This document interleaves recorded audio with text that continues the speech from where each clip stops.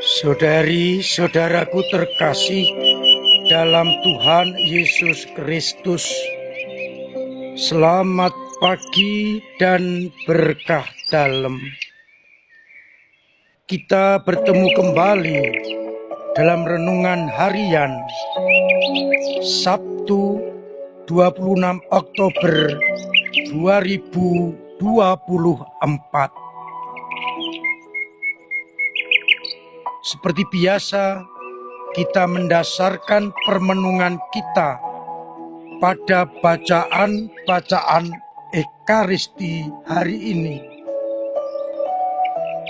Dalam bacaan yang pertama, Paulus mengingatkan kepada jemaat di Efesus bahwa Kristuslah kepala tubuh, dan darinya seluruh tubuh mendapatkan pertumbuhan.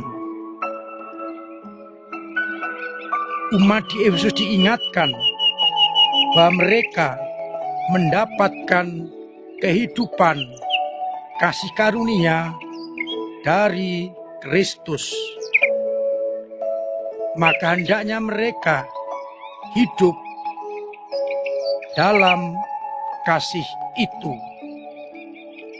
mencapai kesatuan iman dan pengetahuan tentang anak-anak Allah. Maka mereka orang pilihan dan hendaklah hidup dalam dan menuju kepada Kristus yang memberi pertumbuhan. Sedangkan Injil dikutip dari Injil Lukas bab 13 ayat 1-9, di mana Yesus menegaskan bahwa kalau orang-orang waktu itu tidak hidup dalam pertobatan, maka nasibnya akan sama dengan orang-orang Galilea yang dibunuh oleh Pilatus dan darahnya dicampur dengan darah korban mereka. Juga akan sama dengan orang-orang yang mati ditimpa menara dekat Siloam. Kemudian disusul dengan pengajaran lewat perumpamaan pohon ara. Pemilik pohon ara mencari buah pada pohon itu, tetapi 3 tahun tidak menemukannya dan minta untuk menebang pohon itu. Tetapi pengurus kebun memohon agar diberi waktu 1 tahun lagi. Dia akan mencangkul tanah sekelilingnya, memberi pupuk dan merawatnya. Siapa tahu tahun depan berbuah. Kalau tidak, tebanglah. Saudari-saudaraku terkasih dalam Kristus, lewat bacaan yang pertama kita diingatkan bahwa seluruh hidup kita ini mendapat pertumbuhan dari Yesus Kristus, Sang Kepala kita, karena kita adalah tubuhnya. Dan pastilah pertumbuhan itu yang diberikan oleh Yesus adalah talenta yang baik. Maka kita diharapkan untuk hidup dengan talenta yang diberikan Kristus, yakni hidup dalam cinta kasih, dalam kerukunan, saling mengampuni, saling menjaga, saling mengingatkan, hidup sebagai persekutuan anak-anak Allah. Pertanyaan yang boleh kita renungkan, Sudahkah aku hidup menurut talenta yang diberikan Allah kepada kita, yang menumbuhkan talenta itu di dalam hidup kita? Ataukah kita bertumbuh mengikuti kedagingan,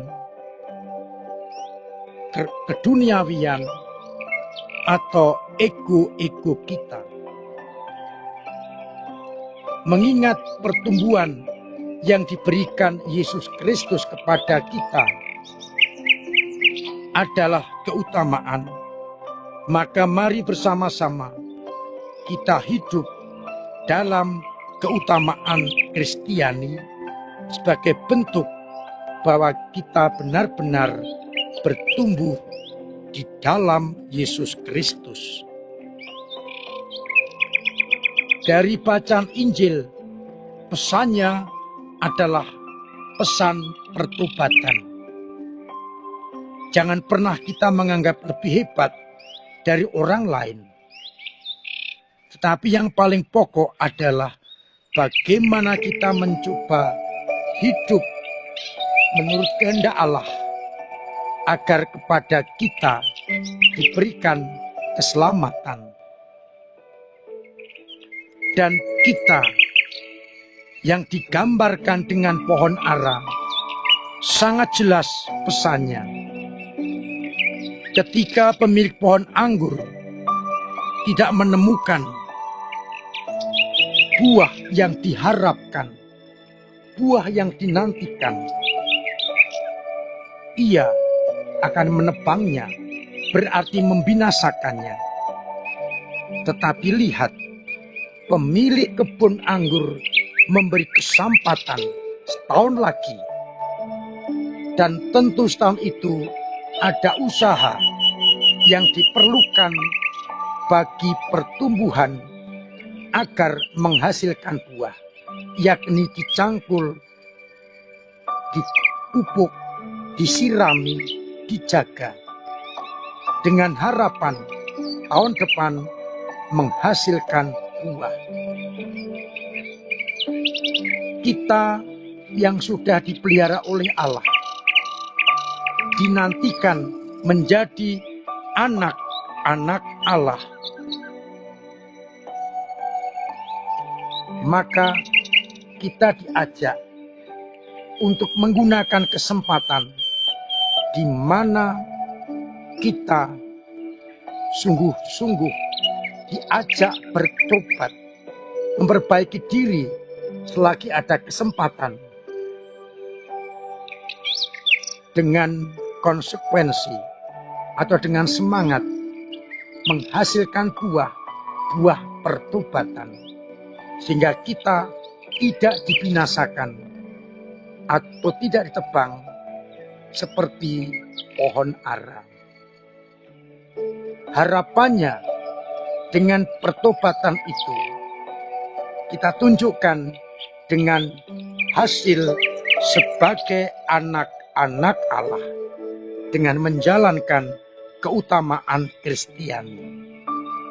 Mudah-mudahan kesempatan yang diberikan kepada kita untuk bertobat, kita gunakan dengan baik.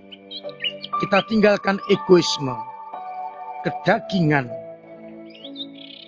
keduniawian, dan mencoba mengerti kehendak Allah, melaksanakan, dan akhirnya akan menghasilkan buah yang berlipat-lipat, dan kita boleh masuk dalam kebahagiaan surgawi.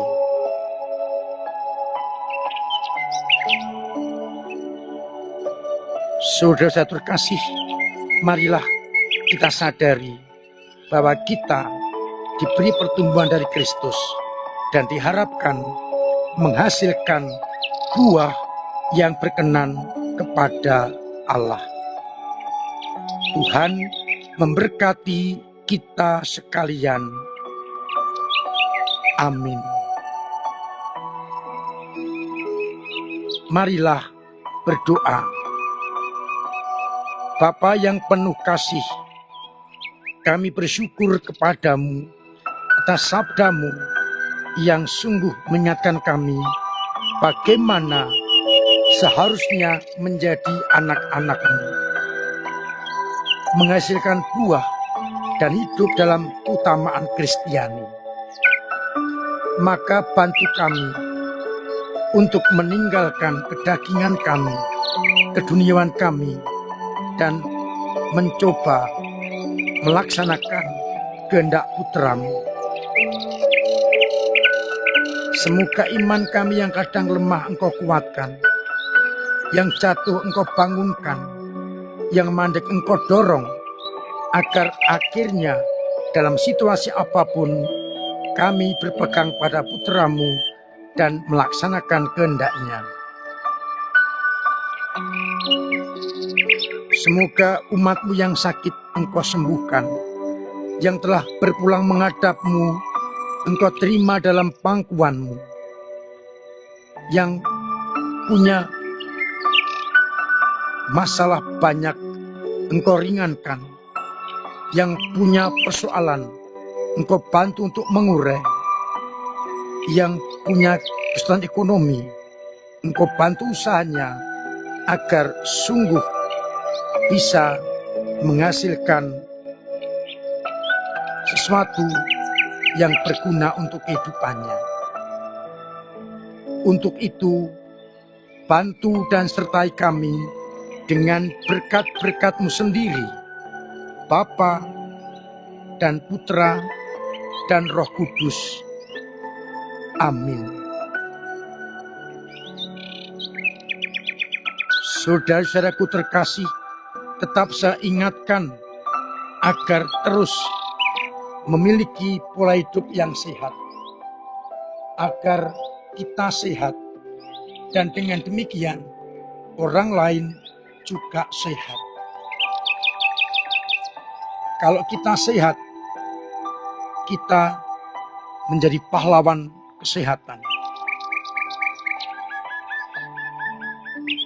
Terima kasih untuk semua usaha panjenengan dalam ambil bagian karya gereja dengan doa-doa, dengan tenaga dan karya, serta dengan dana yang sungguh mendorong gereja untuk menghadirkan kerajaan Allah di tengah masyarakat.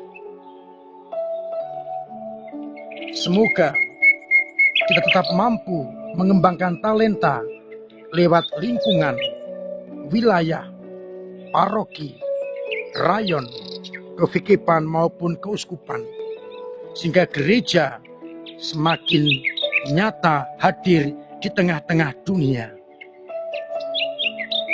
Tetap saya ingatkan agar amplop-amplop misi yang masih belum terkumpul bisa dimasukkan ke kotak persembahan di dekat pintu gereja.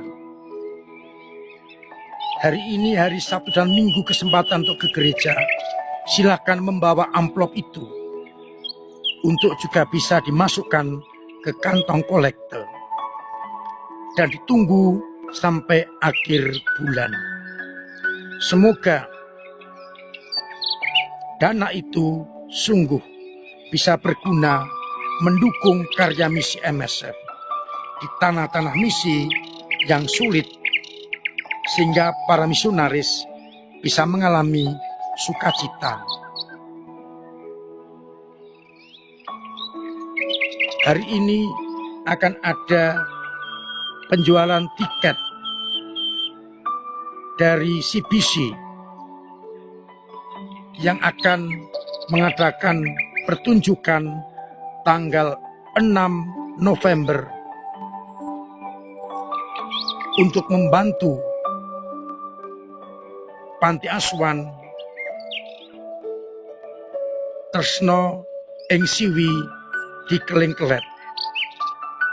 Mereka juga akan tampil dan tiket bisa didapatkan pada hari Sabtu ini, Minggu pagi dan Minggu sore, stand di depan dan di belakang gereja. Mari kita dukung dengan menghadiri pertunjukan, membeli tiket untuk membantu panti asuhan tresno ing siwi.